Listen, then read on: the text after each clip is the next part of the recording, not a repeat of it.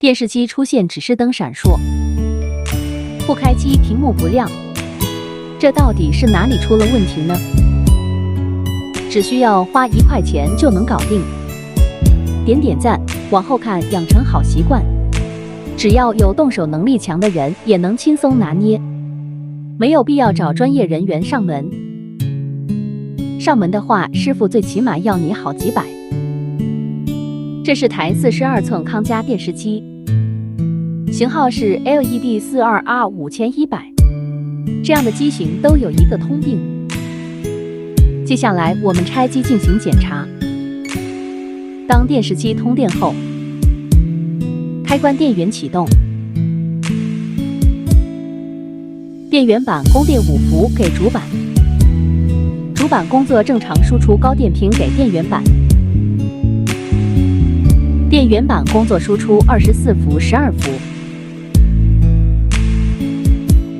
我们先测量一下主板5伏，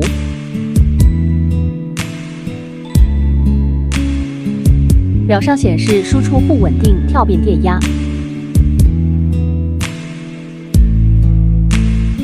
这说明电源板待机电源不正常。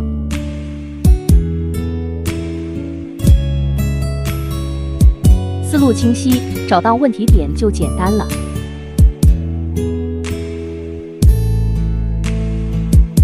那么5伏待机电压是通过光耦稳压。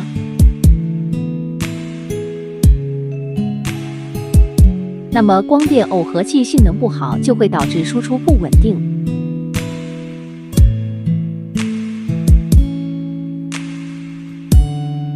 我们换一个上去。一会时间，新的我们已经装上去了。这个就是旧的那一只。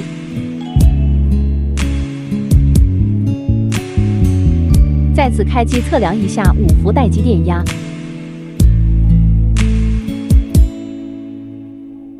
5.12伏非常稳定。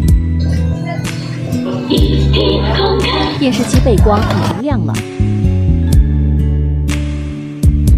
康佳声音已经出现，其他电压也不用测量。把后盖装回去，